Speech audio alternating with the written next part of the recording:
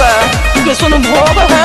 अरे का ये चाचा अभियो किशनभोग के फेर में बड़ा मालदा चापा मालदा एमे भरल बाटे रस पोरे पोर अरे पियर भइल बा अभी थोड़े थोड़े ए आमे पागल एमे भरल बाटे रस पोरे पोर अरे पियर भइल बा अभी थोड़े थोड़े बेचतनी खुले अरे कैसे है किलो?